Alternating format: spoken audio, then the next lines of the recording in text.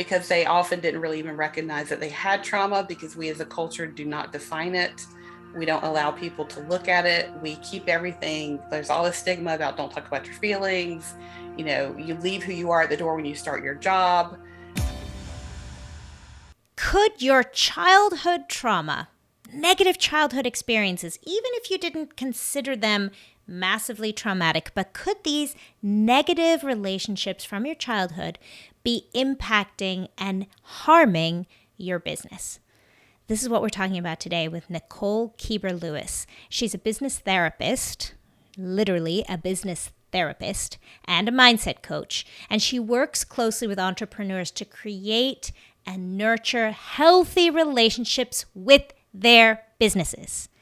She's a licensed clinical social worker, and she has so much experience in bringing these two worlds together of therapy and mindset, specifically as it relates to business.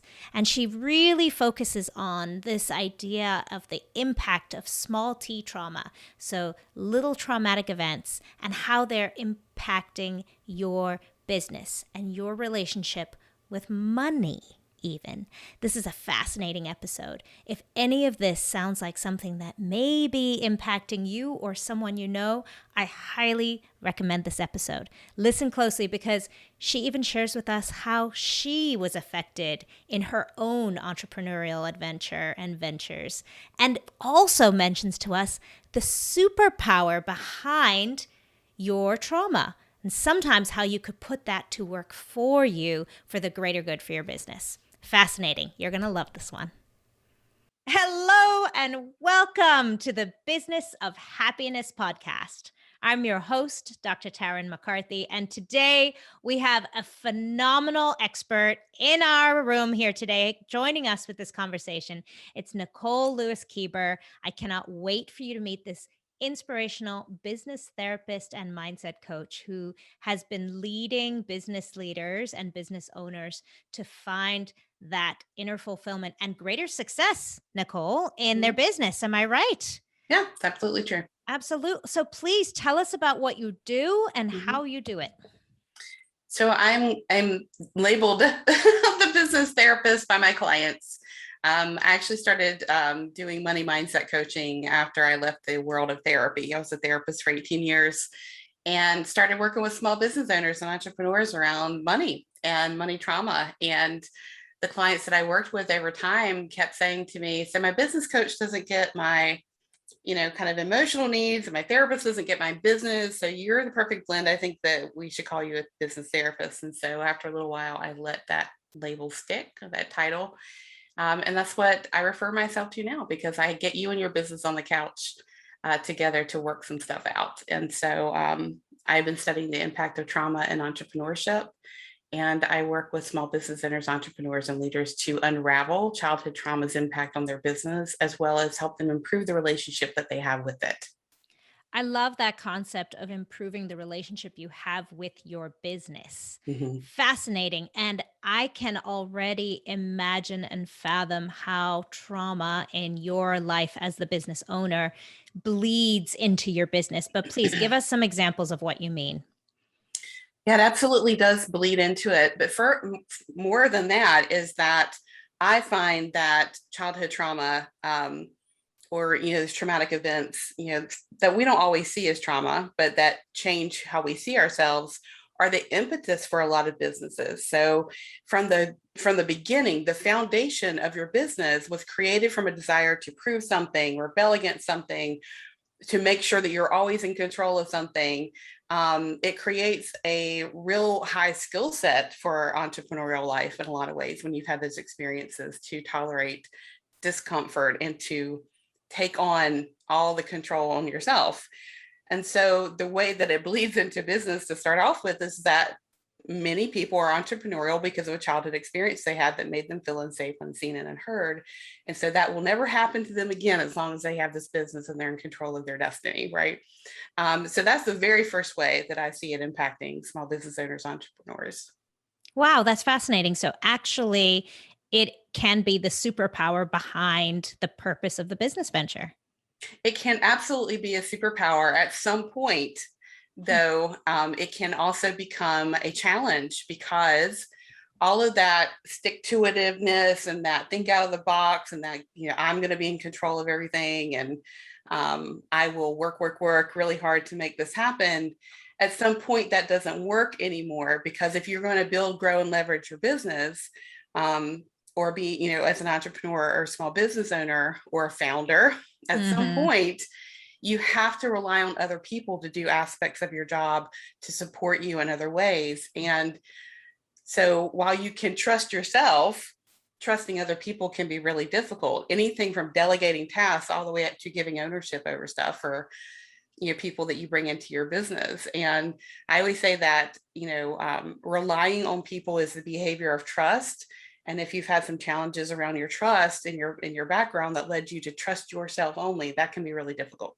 Absolutely. And that's where that dreaded micromanaging comes in. And you don't give each other or your team members the respect and the space they need to actually lead for you and take some of the work off your hands.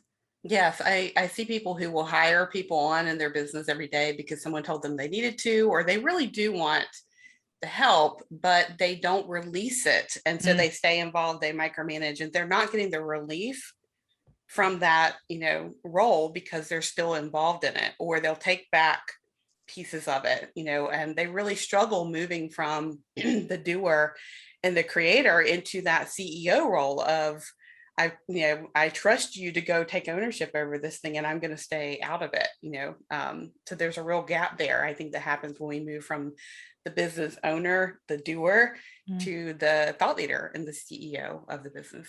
So, how do you guide your clients to make that transition? So what we do is we have to get clear about, what gives them energy in their business and what is depleting of them. So we do an energy, what I call an energy audit, to see that, you can be a CEO and still do some of the really mundane things in your business because you just love them and they give you energy. And so we do an energy audit to figure out what can you let go of, what gives you energy, what depletes you.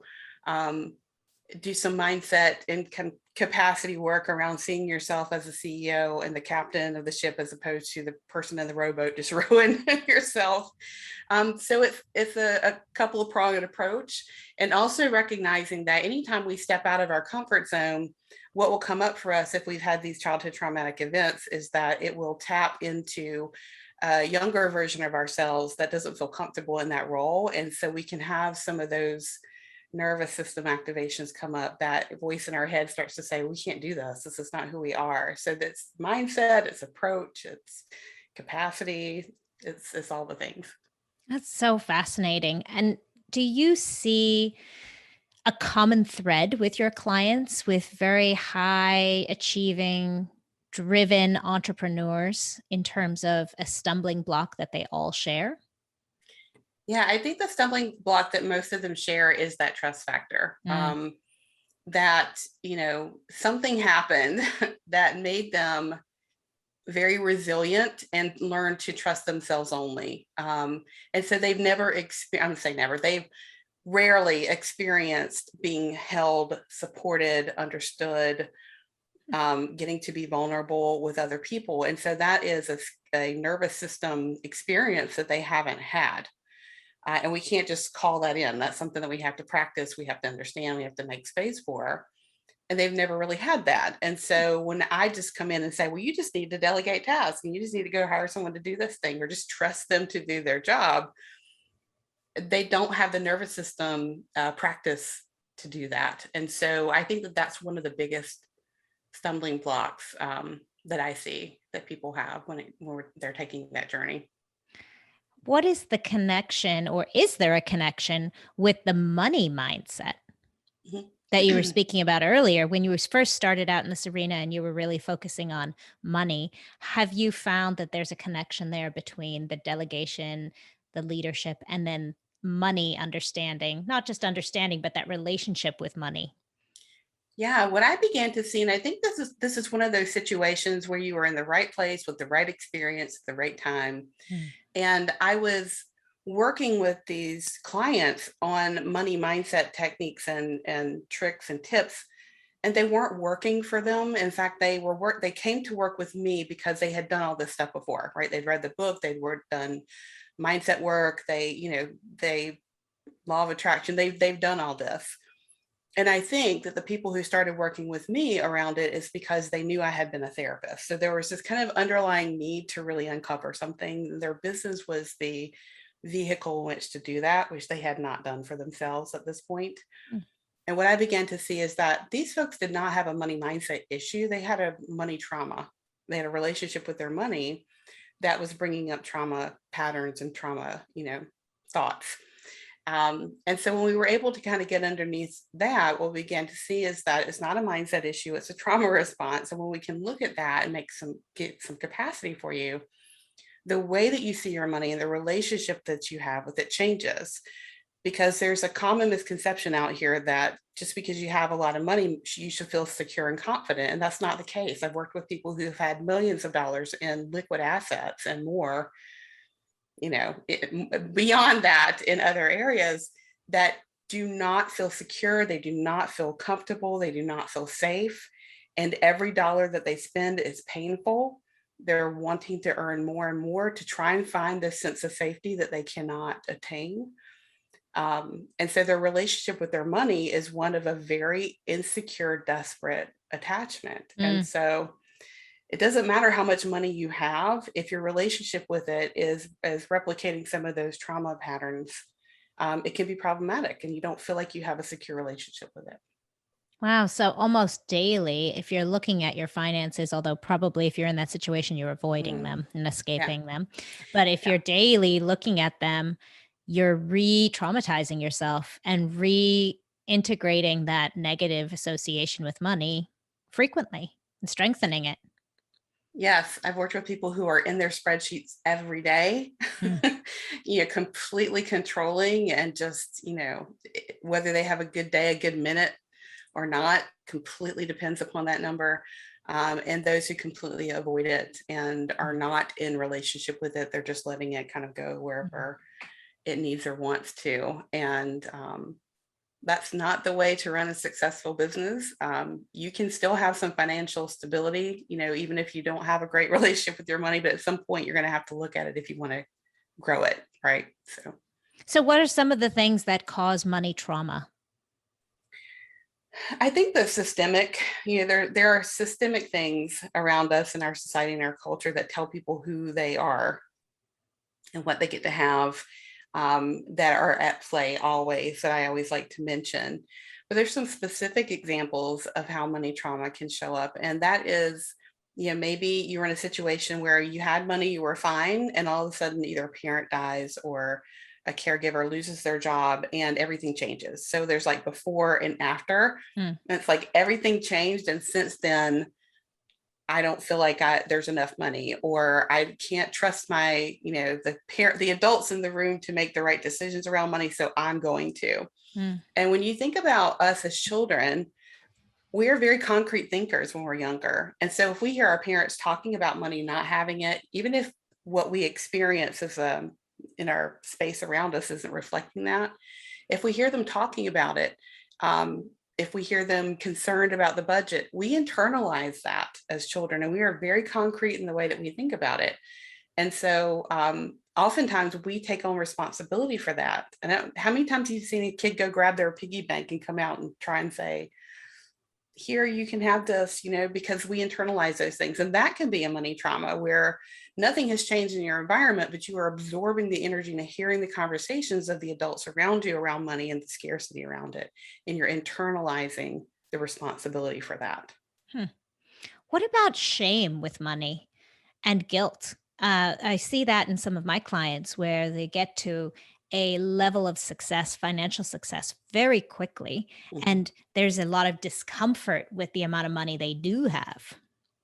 Yeah, a lot of that shame and guilt comes from, the way we've been conditioned and socialized to look at money and who gets to have it. And, whatever decade you grew up in can really influence that. I grew up in the 80s, so everything I saw around money and wealth were like mean people, like Victor Newman and Dallas, And so my That's so impression, funny. I was just thinking Dallas. When you said that, I was just thinking of, oh, what was that main character's name? He was evil.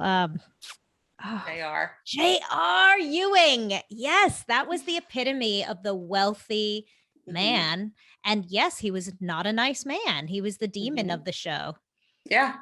And so that's how I grew up thinking about wealth and money, is that you had to be a problematic person, you had to break the rules, you had to hurt people. Hmm. And if the people around you kind of have that same, conditioning or mindset around it, and they see that you've become successful all of a sudden, or you've gained wealth pretty rapidly, that impression can be there. And so we can internalize that and feel guilty about it, or maybe we did better than our parents with less effort. I see this all the time, particularly with male clients I work with. Hmm. When they reach a revenue or like an income goal beyond where their dad was, and they saw that their dad worked really hard and just struggled, and they are easily making that and more, it brings up a lot of guilt. Hmm. And it can bring up a lot of, shame about the family dynamic around money. So you can have money and still have guilt and shame around it. You could grow up with money and the people around you didn't have it. And so you kind of, dim your light and pull back and, have some shame around and guilt around the money that you have when other people don't have it as well. So, and there's another piece of it is that if you've not really ever had that kind of money or wealth in your life or business, you have to build some capacity, because your nervous system, again, is not used to being in that position where people see you a certain way. You have that kind of revenue at your fingertips. And what does it even mean for you to be that person who has this kind of wealth? So there's some capacity building there. So kind of understanding yourself in a new way. Mm-hmm. Yeah, you've never met this self before, right? You got to figure out who this new self is and what your values are, Mm-hmm. what matters to you. This money wants to go somewhere. Where are you going to send it? Hmm. So it's a new relationship with the money. So how do you do that with your clients? How do you establish that new persona? So what we do is I always do values work with my clients, because I think that when we understand what our values are in our business in particular, it is always an anchor to help us make decisions. Um, and so that's one of the very first things I do is we establish what your values are. Because even though you're kind of out here untethered with this new income, that you are not used to, or this new wealth in your business, or, this, who is this person? If you know what your values are, you can anchor into them, make some decisions, and it starts to kind of pull the old you along into this new way of being. And so we look at, what is it that you want to do with your business? What are your values? What is your mission? What is your vision? Where do you want your money to go? How do you get to celebrate yourself? Because I think so often that we meet these revenue goals or these success goals, and we just either add a new one, or we say next. Absolutely.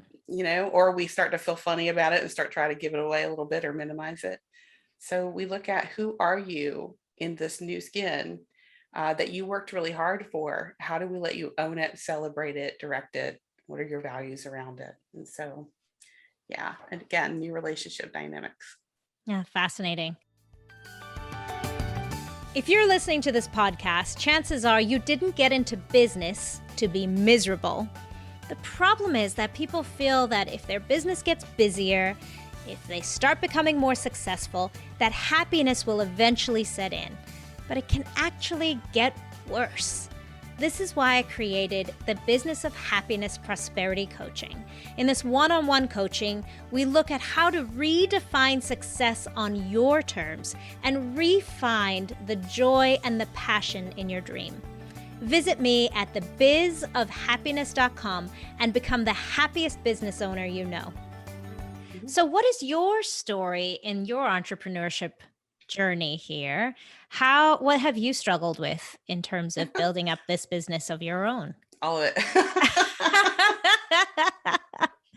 All of it. All of it. Honestly, I would not be where I'm at in studying the impact of childhood trauma on entrepreneurship had I not experienced these things myself as I was building out my own business. Because remember, I chose to be a social worker. Like that was, I have a master's degree in social work. I was a licensed clinical social worker.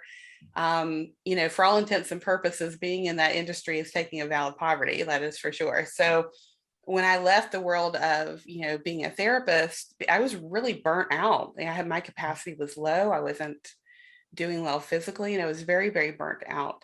And so I decided to take a break, and I worked with a life coach, which as a therapist, we were always kind of like, oh, coaching, but it was a fantastic experience. And I decided, I really want to still help people in a new way. And so I started my business, to do money mindset coaching. And little did I know that I was going to see that money trauma was a thing. And then about 2 years into my own business, I started to see that I was really struggling in it emotionally. Mm. And what I was doing was actually recreating traumatic patterns from my own childhood in my own business. I was creating a very abusive dynamic with it, which, who knew you could do that? And so, these things are things I've experienced in my own business and have worked with clients to really uncover, because no one's looking for their childhood trauma in their business. And in fact, we don't even define it appropriately, I think, in our culture. So, so all of it. I've done all of it, and it's quite a journey. So this is so fascinating to me, this idea of re-expressing your childhood trauma in your business. Mhm. Give me an example of what that is, something from one of your clients or something from yourself, but how does that look in real business life? So I wrote a book called How to Love Your Business, and in there I outlined what happened for me, Mhm. and then how I began to see it with my clients really clearly. And that for me was that every Sunday evening I was already dreading Monday. Mm. And I was thinking to myself, like, man, I didn't leave a secure paycheck working for someone else to feel this way on a Sunday night again. Like, why am I feeling this way? Um, and I began to see in my business every day that at the end of the day, I was feeling like I had gotten nothing done. No one was happy. Even though I was bringing in revenue, I couldn't recognize it and see it for what it was. I felt like they weren't happy with me always, which was, this is invisible they, because it was my business. There was nobody else there but me and my clients, right? And my clients are doing well. I'm bringing in revenue. I'm, contributing to my household, my husband and I's household. So there was evidence that things were going well, but I could not see it Mm. at all. I always felt like there was not enough. I wasn't doing enough. They're mad. And what I saw one morning very clearly was that if I was feeling beat up by my business, I set it up to do that. And why would I do that? Because I was recreating a dynamic between me and my mom that I had growing up, where I felt like I could do nothing right. So, for all intents and purposes, I had set up a relationship with my business to replicate that pattern and my role in it. Hmm. Right. Whoa.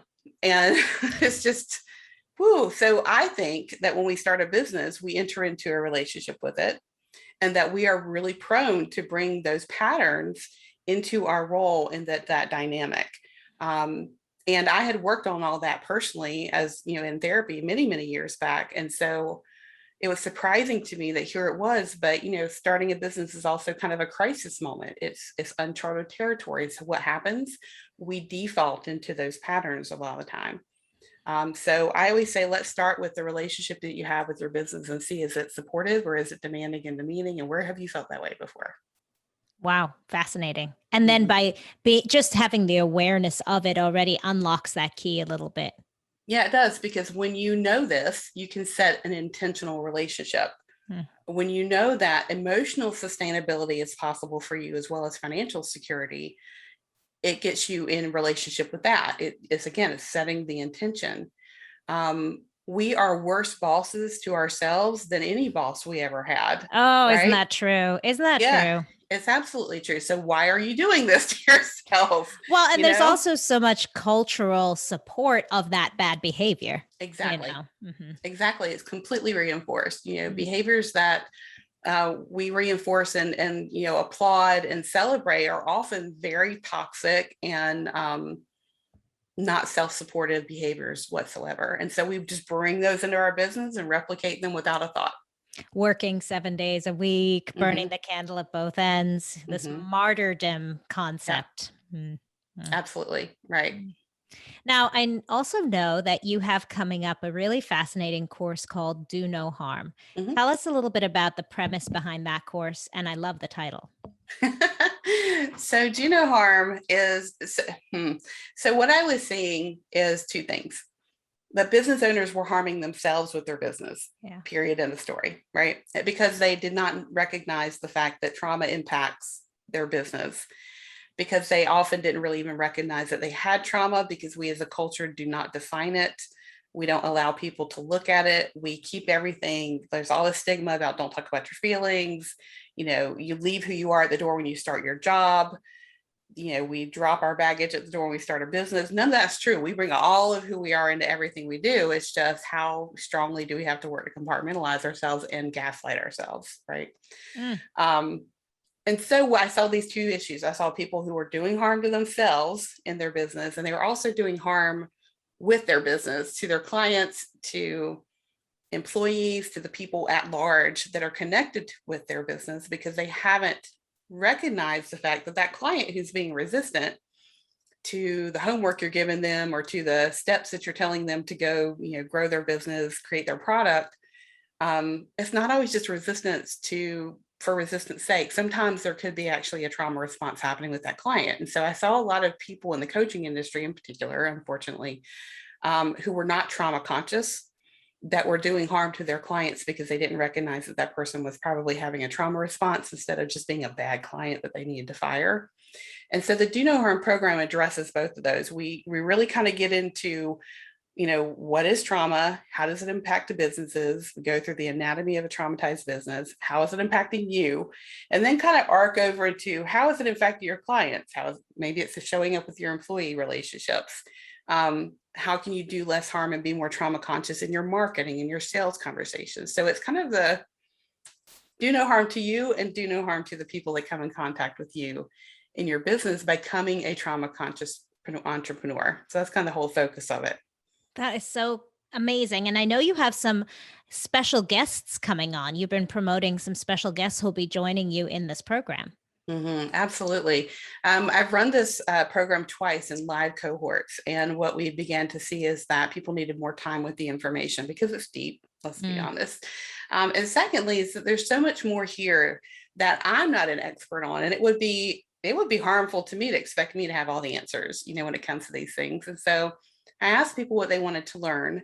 And there are a large number of people who are entrepreneurial and have their own business because they are neurodivergent, in particular, having ADHD, myself included.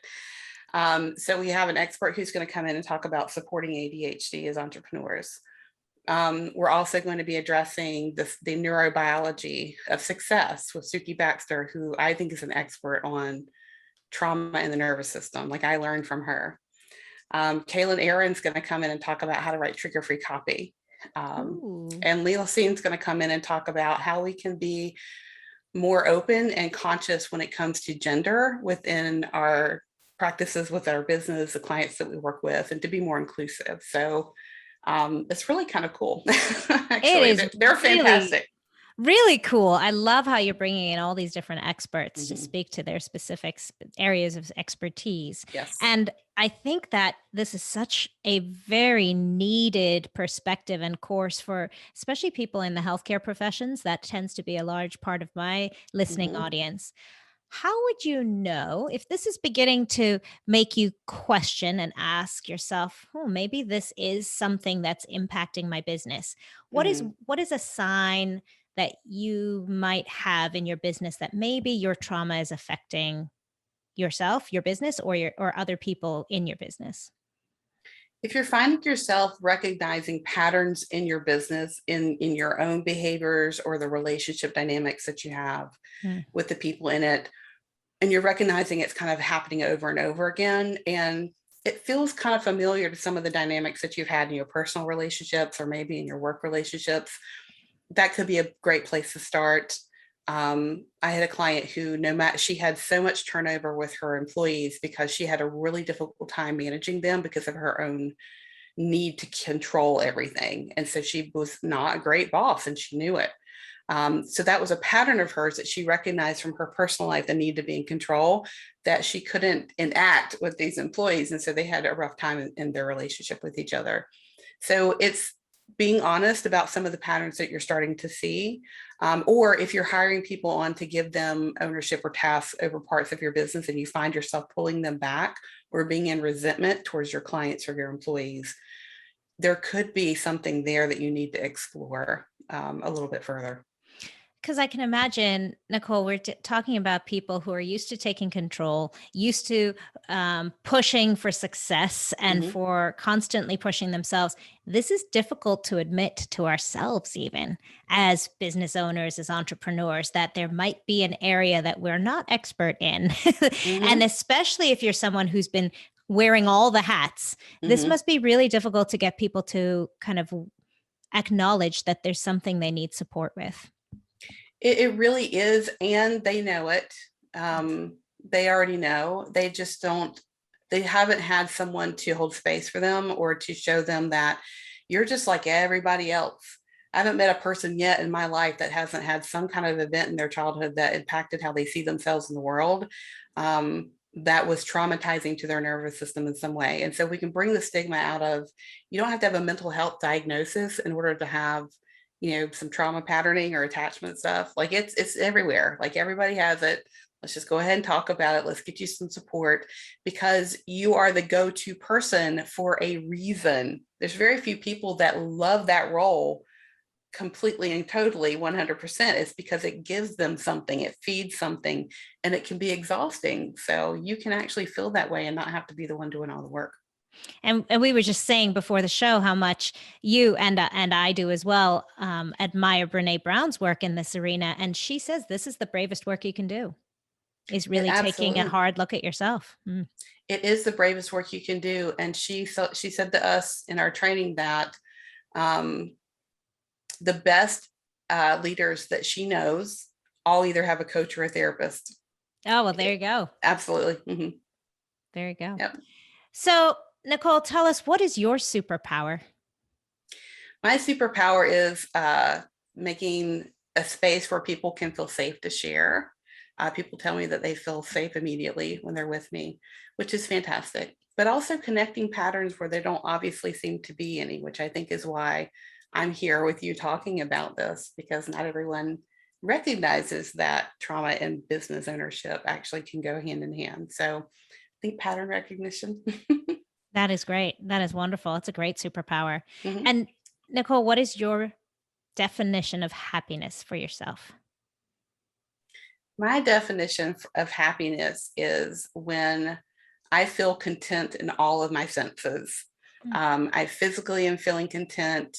I'm listening to something beautiful. Maybe I'm looking at something, some beautiful scenery while I'm listening to some music. I have my cat or, something furry and fuzzy to touch at the same time. It's like a full sense experience where it's just content and I feel happy because there's no lack right there in that moment. Oh, that's wonderful. I love that image. Just Mhm. full abundance of all your senses. Yeah. Really cool. Really cool. Well, before I ask you our last question, I would love for my audience to be able to find you, and especially your book, How to Love Your Business. I think that I love that title, by the way. You are great with bringing up titles for your books and your courses. They're very intriguing. So, how can my audience find you if they're interested in this new course, Do No Harm? Where can we find you, Nicole? So my website, which is nicole.lewis-keeber.com, is where you can find me and find more information about the Do No Harm Intensive. You can find me there. You can find me on Instagram, nicole.lewis-keeber. I'm also there a lot. And my book's on Amazon, so you can find that there. I know one of the things I love about your Instagram account, for a while you were doing questions to ask your therapist. I Mhm. love that series. How did that come about? It was frustration, I think, of questions for you to ask your therapist if you're a business owner, because people were saying to me, I really want to talk to my therapist about my business, but I don't really know how to approach it. And I wanted therapists to see that their clients are probably interested in talking about this too, because I want more therapists to be business therapists. And so it was kind of that intersection of those two things, that here's some things that you might want to talk to your therapist about if you see this happening in your business. So go do this. Go I talk to loved it. them. I loved it. And if that sounds fascinating to you, check out Nicole's Instagram account because she had some great suggestions on ideas of where therapy and business really intersect. I Mhm. loved, loved, loved that work. Thank you Yeah, for all thank you. that you do. I really appreciate you. And I love the style that you do it in. And I agree. I think you just exude this comfort and safety. So I can see how your clients just feel so safe in your presence to really dive into these really sensitive topics. Yeah, thank you so much for having me. I appreciate it. Awesome. So here's my final question for you, Nicole. If all of your beautiful work were to disappear, if your book and your courses were Mhm. to suddenly vanish, and you could leave us with just one statement that would really guide your business clientele in terms of finding that inner fulfillment that they all went into this business for, Mhm. what would that be?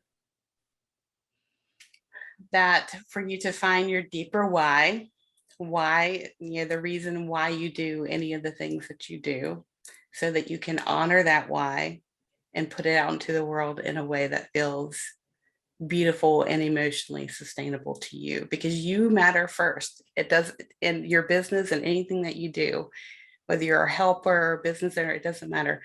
You first, you matter first. So find that deeper why and allow yourself to have it. That's beautiful. Thank you. Thank you so much for everything that you do, Nicole. And thanks for being there for all of our great entrepreneurs and leaders that are out Mhm. there that just need to value themselves in a deeper way so that they can bring the greatness that they intend. Yeah, thanks. And thank you to all of you for joining us today. We hope you've enjoyed this conversation. And remember always that when you feel good, that's when you can do good. Bye bye.